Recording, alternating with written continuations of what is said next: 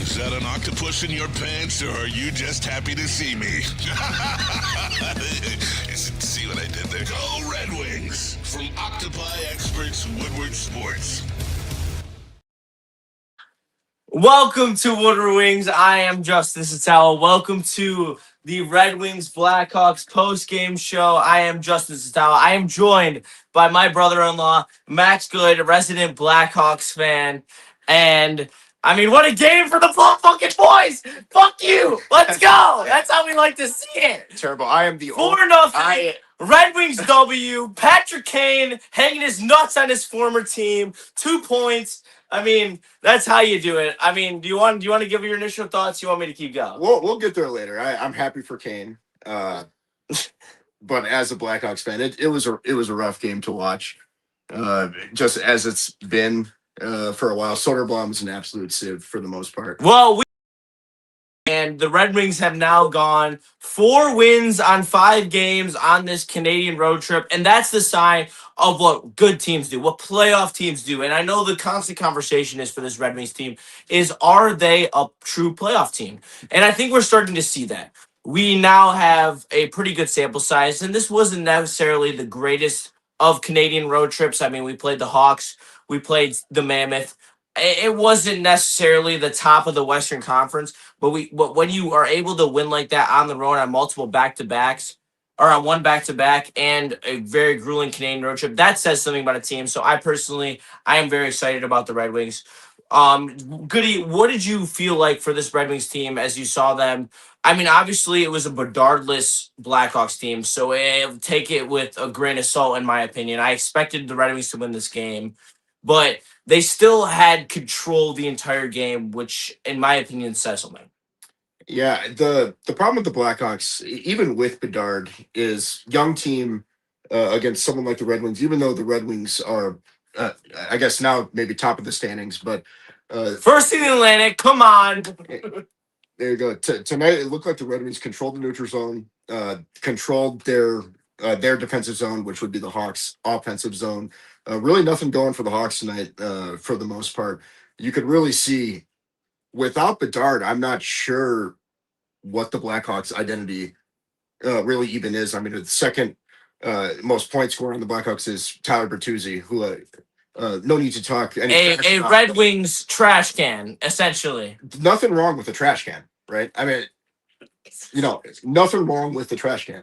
But when Tyler Bertuzzi is your second, leading point scorer, there's something to be said about that. And it's, they looked bleak on offense without Bedard tonight. Yeah. Bedard has contributed 47% of the Blackhawks points this year. Second to just Nathan McKinnon in the NHL to Bedard's been absolutely insane this year, and there's no shortage of that, and that is why this game was so controlling by the Red Wings. But something has to be said about John Gibson's performance. John Gibson to start the year, like you just said about Soderblom, John Gibson started the year as an absolute sieve.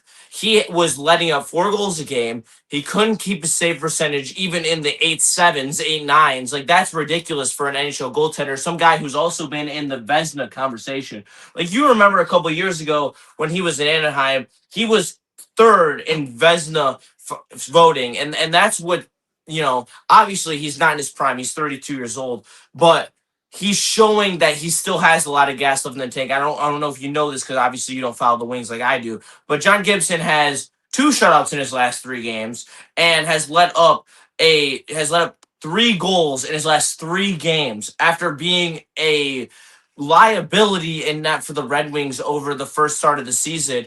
And for a team that is reaching into playoff contention, that's so huge for the Red Wings because Cam Talbot is so limited as a starting goaltender where they can really have a true back and forth on rotating to make sure that they have the proper goaltending into the playoffs.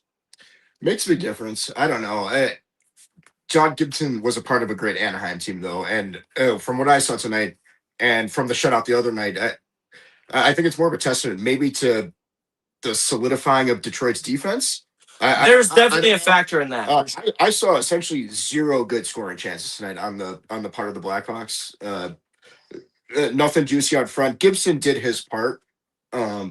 but I'm wondering now uh, how much better Detroit's defense is, as compared to the last few years. Because I'm looking at the Hawks defense, and that's been that's been an area of concern for the Blackhawks as well. And it looks like the Red Wings have pulled up front in that race. Yeah, and speaking of the effectiveness of the goaltending, like I mean, I'm a big advanced analytics guy because I'm a true hockey nerd. So I know like nothing about the big money puck, deserve to win meter on what team deserves to win based on like high danger scoring chances. The Blackhawks were projected to win this game. They had a 50.6 chance of deserving to win this game, and now you're seeing the fact that the goaltending. I mean, Soderblom let up weak goals. I mean, that first goal to break it. I mean, it squeaked right through his legs, and I mean, I don't think that the Wings really got, but. John Gibson, his expected goals against was over 2. And the Red Wings scored 4 goals. So the Red Wings, came out and they had the goaltending and they had the offensive presence to be able to win this game. And for honestly the couple games in a row, this Cop, Kane, and DeBrincat line has really come through. And I mean, we know the story. I mean, when it comes to playing in Chicago, Patrick Kane always comes and shows out. I mean that is a tale as old as time. It's been what is that? It's game 3, 4 straight games. 4 straight. Yeah, 3 or 4 straight games. To at least a point, and that's it. That's probably 2 or 3 with a goal. This is the most life I've seen him play with all year. I mean, he looked energized. He looked like he has the juice. I would go as far to say, not even just tonight. The last few games, Patrick Kane coming off the injury was a little stale. A couple games coming off, and I could see the cause for concern with Patrick Kane getting old, but he has turned it on lately. I will obviously always wearing the jersey. I'll always be biased towards Patrick Kane. Chicago hero, but.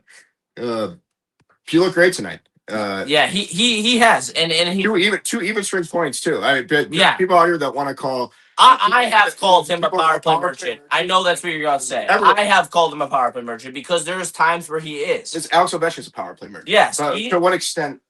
What does it matter? It doesn't, because if you're producing yes.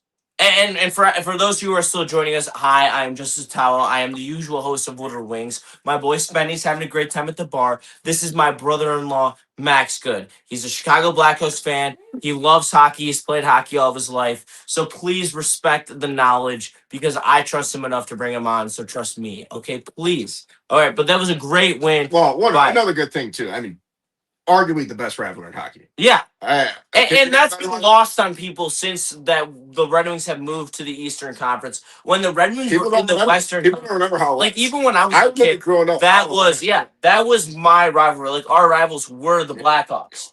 And these days, now I don't even think the Red Wings necessarily have a rival. Because a lot of people want to say Columbus because we can't beat Columbus, but I don't give a fuck about Columbus. No one gives a fuck about Columbus. Exactly. If we're talking about anyone, I want someone relevant. It better be the Bruins, the Rangers, the Blackhawks, the original 6 people that are competitive.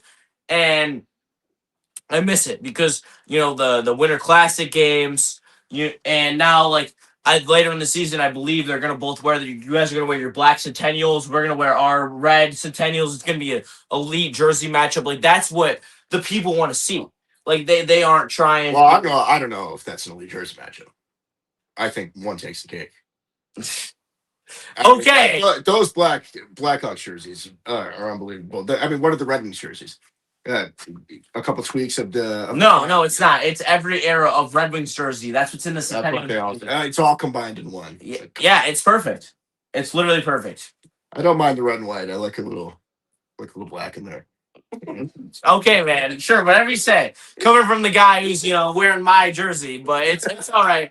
It's all right. Anyway, where's Spenny? Spenny is having a great time right now. I believe he's at Coonan. That is his bar that he frequently hits up on the weekends. He's having a great time. I told him to pop in if he has some time. He may join us at some point in this episode, but I can't guarantee it to you guys. I'm sorry. Let me read some more of your guys' chats. No pulling up on the screen though. I am on my phone today, not my laptop. 912 points on the 7-game road trip is a win. Absolutely. When you're talking about going on a road trip, especially games where you play back to backs and where you go travel as far as you did, you went to the West Coast. You have to think about last year for the Red Wings. The Red Wings were under 500 going into the West Coast, and in this game and in this road trip, they won 4-5. Like that is what speaks to being a playoff team. Like these are the signs. And Goody, I know as you know, you lived through the dynasty of the Blackhawks where they were locks for the playoffs. But teams that can go on the road and sustain these win streaks on the road through road trips, like that is what is sustained success for organizations, Yeah. in my opinion. No, 100%. One thing I love about hockey and hockey teams is that it's such a team sport, more so than other sports. I loved hearing the stories during the Blackhawks dynasty about them saying their younger crowd knowing they were going to win the cup, knowing that when they got on the ice that they were the best team in the ice, and then after the game they're going out to the bar to dinner or whatever, getting fucked up. The best of friends, and it seems like over the past couple years, I don't know. I'll give Detroit the credit. The additions have been great. I think having the Kane to Brinkett combo is awesome. I think that line works really well. I think the team meshes pretty well for the most part. Uh, but on the Blackhawks side of the things, I don't know. You see that thing? You see Bedard getting hunted down by that autograph guy in in Buffalo. Yeah. You see the thing? The one thing I took away from that, which I liked, was seeing the boys out. Walking home from lunch. Back to the hotel, which I like to see. That chemistry is huge. I think more than any any sport. Our entire rookie class, like ASP, Finney, Soderblom, like Danielson, like they all live with each other in some regard. Like Yeah. all of our younger players all live with each other, and you could see on the ice. Like recently, Casper, Danielson, and Soderblom all got put on the same line, and they have had arguably the best chemistry on the team. They continue to look solid today. Not their best game because they've looked better on this road trip, but today, like for these games, like you can tell that they have the chemistry on and off the ice. They know where each other are. They play off each other, and that's so big for hockey. Like this Red Wings team's been trying to find this combinations that work correctly between our four lines and the mix of youth and veterans, and they truly feel like they have now, and I really love it. And it's because they kept the styles with each other, and the roommates are playing with each other, and they have the chemistry. And that's what I love to see. Yeah, yeah. It's something that's unwritten. I think it is. It's more prevalent in hockey than any other sport. Is that type of chemistry. And shout out to I Ain't Say That, my boy, with a $5 super chat. I don't know anything about hockey, but I know I hate the Blackhawks. Oh, come on. And that's how it's supposed to be. When you're from Detroit, you're supposed to hate this fucking motherfucker and this person over here. Fuck this guy. Red Wings to the moon, baby. First in the Atlantic. Not for long. Division. Okay? He can't take that away from you right now. You are first in the Atlantic Division. Enjoy it. This is never. No, I do feel like I'm first in the Atlantic because I am. Because you know what? Last year, we were never in this position. We were chasing everyone, and now people are chasing us. We are the hunted. We are good enough to be hunted. And that is where we can say that we are evolving as a team and we are getting better as a franchise because through the young talent that we have drafted over the years, we are now the hunted versus the hunter. Can you scroll on this chat a little bit? Scroll on this chat a little bit? I can do that. Rasmussen and Bergen are easily dead men walking. Bergen should be off the roster tomorrow. Shout out Chungy. I know that's got to be Ben Kistler. Kistler, love you, buddy. Go Blackhawks. Hey, you can enjoy that. But one person I do have to give credit for is Axel Sandin Polanco, because over the last couple games, honestly, since the trade rumors started buzzing with him and Quinn Hughes and him being the main package that it is centered around, he has played great hockey. The confidence has come out of nowhere. Today, the way that he walked the line and he skated all the way from the D zone to the offensive zone was the way that I expect him to play. He was confident. He was making plays. The skating was great. I was really impressed with how Axel Sandin Polanco played today. Gives me continues to give me a lot of positive reinforcement that he will be what I have projected him to be, which is a top 10 offensive defenseman in the NHL. Yeah, I mean, only thing is, you know, young and good. So it's one thing with the defenseman. You don't know their offensive capabilities. Definitely look locked down tonight. The guy's fast. He's strong on the D side of the puck. I don't know exactly though what capabilities are going to shine through on the offensive side of the puck. He's no Mo. You know, I don't know. It's tough for me to see him being a huge offensive part of the puck. Is he even on the power play? I don't know. Yeah, he's had time on the first power play. He's on the second power play. When he was added to the first power play, he had a tough time. Like he didn't have the confidence to truly like take over because when you're playing that top D man, you have to have the confidence to control, and he didn't. You know, he's playing with DeBrincat, Larkin, Raymond, and Kane, and that's a lot of star power there. Where he wasn't, but when he's on the second unit, he has that confidence to make those plays, and he really shines. And today, just in the offensive zone in general, like it wasn't even on the power play. He walked the line a couple times. One of them led to was the second goal of the game was him walking the line, making a nice move on a forward trying to come on blocky. He gets it by him and then, it squeaks it through the defender. Like that was ASP making a play from the point. Like that's what I expect from him. And what I want him to grow doing in the future because he has so much offensive talent. Yeah, it's probably a hope. I don't know. Um, Do you think the Hawks are coming back to reality? That's what the chat's asking because they had a couple good weeks. They were sitting at the top of the Western Conference, and now that's a good they're question. really I struggling. don't. I think the Hawks are currently in their reality. I don't think the Hawks' reality anymore is being a top. Correction, a bottom five team in the league. I think the Hawks this year are going to live right around. What are they right now? 13, 11, and 7. Correct me if I'm wrong. Something like that. But that is where the Hawks are going to live this year. If it's good enough to make the playoffs, great. We're hoping Bedard isn't. I said it earlier, but Bedard has contributed to 47% of the Blackhawks points this year. Second only to Nathan McKinnon of the Avalanche, who's having almost an historic year. So the Blackhawks are almost nothing without Bedard. Having Nazar center the first line, you can even see it tonight. It's not even close. The lack of offensive capability in the zone is just it's not even close. So I think they'll live right around 500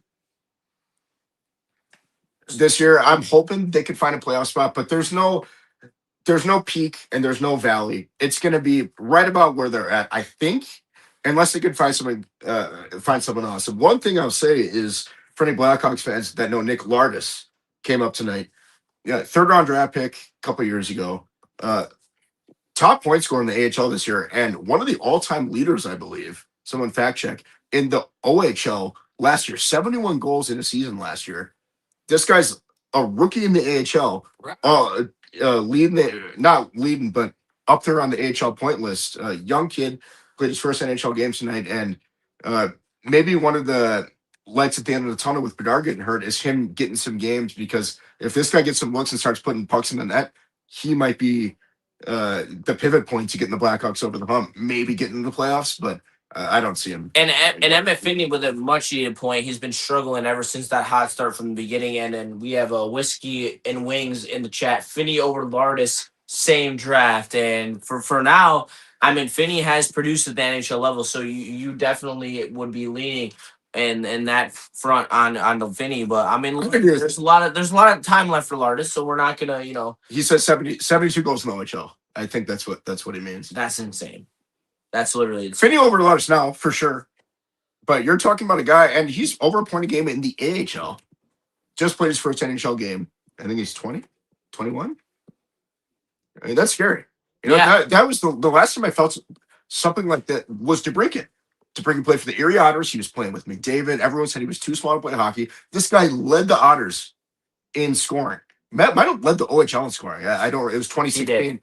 And the Blackhawks drafted in the second round. I'm like, this guy can put the puck in the net. Sure enough, second year in the Blackhawks, 40 goal scorer. That's kind of this is the first feeling I've had Yeah. Like where I feel like there's we a got difference a real goal between scorer. like you see like guys like Zach Hyman who just like bounce Exactly. 35 goals because he's Zach Hyman, or even like Zach Hyman's got even like lucky. Tyler Bertuzzi, Yeah. like they are Bert, McDavid and say- Bedard merchants. Like they literally just stand in front of the net and wait for those beautiful playmaking passes that those players make. DeBrincat is not like that. Like his goals are snipes or him actually making plays like you saw today. I mean, he created the goal for Kane. He, dug it against, Soderblom. But I mean, Knight is your savior. Like Spencer, when Spencer Knight's not in net, like you guys are low key fucked. Like Soderblom is so bad. God. I mean, he got snipped up today 4-0. But Anyway, I told you before the game started too. no Bedard, First goal was just like second you goal. guys are cooked. I love Patrick Kane. I'm happy to see Patrick Kane score goals. I don't care who it's against, but holy shit, dude! Over the blocker on a backhander. Patrick Kane used to throw it up above the shoulder. Yeah, over the block, not over the pad, under the. So it's like I don't know. Soderblom's a sieve. I got it here. Let's see. 3.92 goals against, 877 save percentage this year for Soderblom. I would have rather kept Mrazek. I told you that earlier. I don't know. Spencer Knight is obviously the key. He's started pretty much 4 strait for. He's been great for you guys. 4 straight and then taking a 5th off and rotating that for the year. He's been awesome. And I was going to say anyone who knows me, but no one here knows me. Well, I feel about Seth Jones. That trade was awesome. I cannot stand Seth Jones. No one in Chicago can stand Seth Jones. So we'll walk into the daylight with Spencer Knight, but Soderblom, not so much. I'd rather would have just kept Mrazek or kept a vet, to come in every 5th game to get a win. Well, speaking of the other Soderblom, the revelation that Elmer has been for this Detroit Red Wings lineup, he truly has taken this next step when he's been so comfortable playing with Danielson and Casper, where he's comfortable in the rush and making plays like that. I love seeing that from him, taking the next step in his development, and hopefully that leads to another step for Danielson and Casper. I'd love to see these Red Wings continue to grow like they have in the past, and there's a lot of agreements with you. Seth Jones' ass, Soderblom's ass. So I mean, this chat. It's your boy. It's your boy. Oh, I mean, they're all vibing with you. So shout out to Chungy in the chat for vibing. But in this game in particular, I mean, for the Red Wings, we always talk about it. If you are able to go 600 at home and 500 on the road, like you are a playoff team, and that's the mark that the Red Wings have continued to hit. And I'm actually going to look it up right now because I'm genuinely curious how good they have been on the at home versus on the road because it's actually so massive. And if you being a playoff team and Detroit now tied for the lead in the Atlantic Conference with 39 points, and then they have the Islanders on Tuesday at home, a team that they have gotten dominated by in their last few games. I actually went to that game. They lost 5-0. It was You said Edmonton? watch. No, the Islanders. Oh, Islanders. We actually split with Edmonton this year. I don't know. I fear the Islanders more than Edmonton in terms of this team for some reason. Yeah, Euro's pretty injured right now. I wouldn't be, especially you were talking about the record for the Red Wings at home versus away. I would bet you the past 30 days is even better than it is the whole year. I feel like the Red Wings have really picked it up. I feel like at one point they might have been second, third from the bottom. The Red Wings are 9-6-1 at home and 9-6-2 on the road. I mean, if they keep that up for the rest of the year, that is a playoff team, and they're also with a -5. I mean, they're -5 right now in the differential, which is honestly pretty insane. Doesn't matter though. But it doesn't matter because they've gotten blown out. When they lose, they get blown out, and that's honestly, I'll take it because I don't care what the scores look like when you lose. It's just you have to win games, and that's what they're doing. They're finding ways to win games. Like it's what good teams do. Yeah, like good teams find games. This road trip, I don't think they according to the analytics, I don't think they were favored to win any game on this entire road trip by the analytics of the winometer, but they won every single game except the Oilers game, and that is what's so telling about this team because they struggled early in the season on scoring goals, and they were expected so many more goals than they were scoring, and now. I mean, it's just like you come back to the mean. Like the mean eventually resets itself, and the mean right now is coming in on the higher end where the goals are coming in bunches. And you saw today. I mean, just the squeaker through Soderblom's legs, and like I was saying earlier, when was the Oilers game? Yesterday. or on Wednesday, Wednesday. Okay. Thursday. Thursday. I attribute it, at least a portion of it. I could be extremely biased as a Blackhawks fan. Patrick Kane coming back, it helps out the power play so much. The guy's almost an assist a game right now. He might not be putting the puck in the net at the rate you might be looking for, but I think tonight he just had his 17th assist in 21 games. Power play merchant or not, the guy dishes the puck. Yeah, It really helps having him back and being able to, be able to move it around. yeah. Especially because I feel like some of these guys, like you said, you were talking about Comfort and Ladd, nothing wrong with Larkin.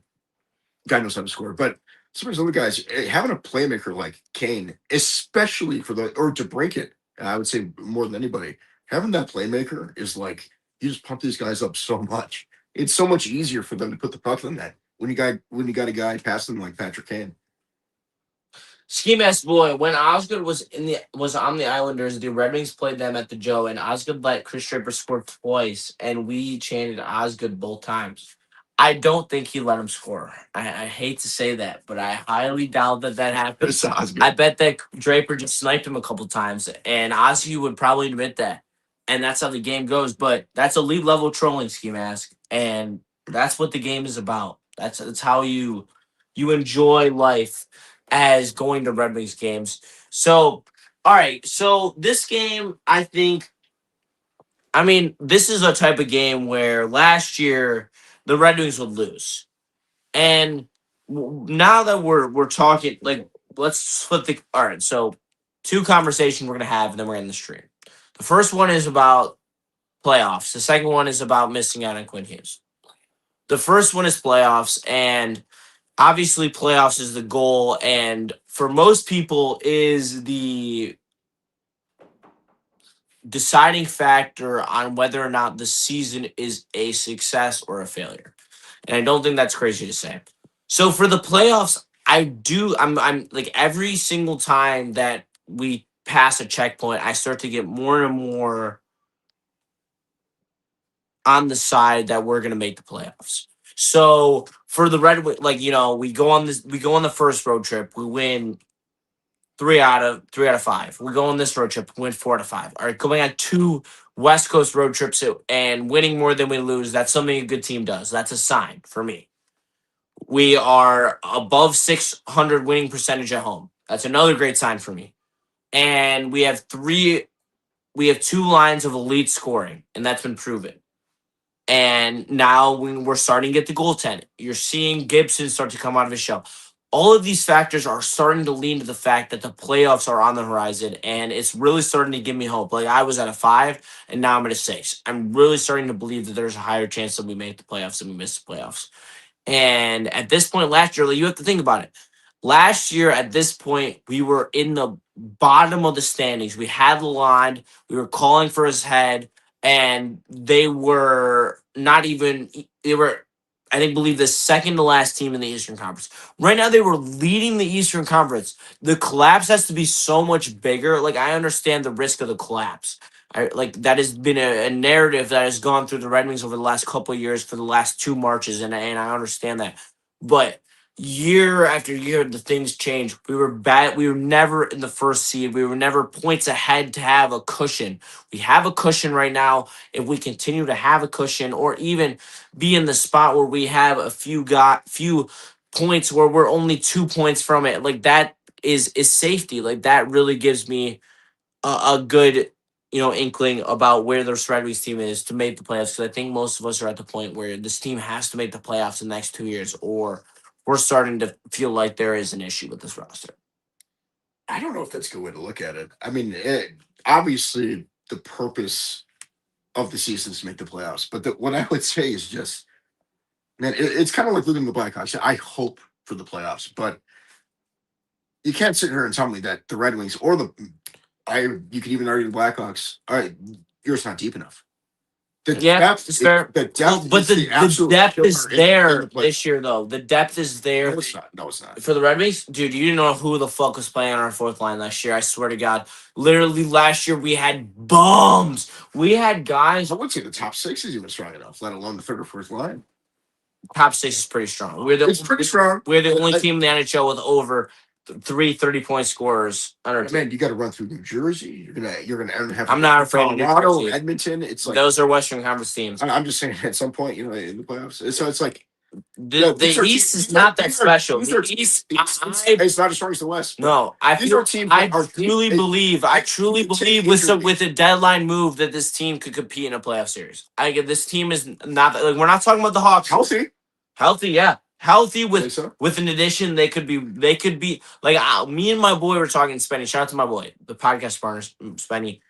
We were talking. If we got Quinn Hughes, we are a second round, third round exit. Like we are a team that should win our first round playoff series. If we would have added Quinn Hughes. Yes, Quinn Hughes doesn't take you from fringe playoffs to second, third round exit. Then you haven't watched him well enough. No. Oh, Quinn Hughes? Yeah, absolutely not. Because he took a borderline playoff team to the second round of the playoffs with the Canucks 2 years ago. Hughes has excellent offensive stats, but just better than average defensive stats.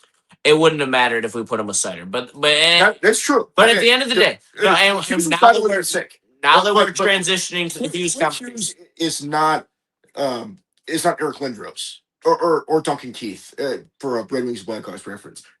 On the defensive side of the puck, in my opinion. In the defensive side of the puck. That's what I'm saying. But if you take both, he might be better. However, on the Quinn Hughes conversation, it seemed apparent as he got traded to Minnesota for a very good young defensive prospect in Steve Bynum and a already established 60-point scorer in Marco Rossi. Marco Rossi's nasty. First time, Rossi, yeah. It seemed like the tipping point. The only way you could have beaten that package was Edvinsson, Casper or Danielson, a prospect and a first round pick, and I don't think Yzerman was willing to give up Edvinsson, which I see because you aren't close enough. Like the Wild with Kaprizov are close enough where they can make that move, and that might make them a deep run playoff team. It might not, but they are at a point where it's going to be tough to surround Kaprizov with enough talent for him to get far in the playoffs. And the Red Wings are not there. They haven't made the playoffs yet. So I personally, I obviously would have loved Quinn Hughes, but I'm at a point where I am at a 50-50. I'm fine and happy with the fact that we didn't give up Edvinsson and Casper and Finney or whatever. 100% agree. You don't want to give them up. And one thing, too, is everyone knows now, everyone knew it in the offseason, but now we know for sure Kaprizov is overpaid. 100%. $17 million is $16 million. 16 and a half, whatever it is. McDavid's making 12, and I know he took the team-friendly deal or whatever, but Kaprizov's overpaid. That Wild team, Quinn Hughes better be the answer because, in my opinion, no team has won with Quinn Hughes yet. It was a trade. His contract's up. The team who gets Quinn Hughes in the offseason is going to be the winner. Well, there's 2 years still. And Chicago is right in there in the next two. Oh, for sure. Is there 2 years on the contract? 2027, yeah. Okay, fair enough. But this year and then next year. But the Quinn Hughes battle is not over. No, it is very far from over. Yeah, the Wild think they're making a push. I don't think the Wild are going anywhere, which is probably why they decided to give up their first and Marco Rossi and a couple of good prospects. Well, Marco Rossi didn't want to be there at the end of the day. For sure. But the battle's not over with Quinn Hughes. And Quinn Hughes, I think, is either going to end up with his brothers or with a contender. It depends on how far Detroit or Chicago goes. Obviously I over Chicago. Probably better chance with Detroit, but yeah, we'll see that in 2 years. But thank you guys for tapping in to the Red Wings Blackhawks postgame show. I am Justin Satawa. Big shout out to Max Good, my brother-in-law, for tapping in, showing up, and being the boy, giving his knowledge. This was so fun to do. The Mix fan postgame show. I actually love the vibe of it. So if you like it, make sure you tap the like button. Comment down below what you like, what you don't like. If you want to tell him to go fuck himself, you can do that too. But thank you so much. This has been Woodward Wings with Justice Tower. We will be back with you on Tuesday for the Islanders game. Make sure you tap in. Thank you so much. Have a great rest of your weekend. Drive safe, stay safe, and we'll catch you next one. Peace.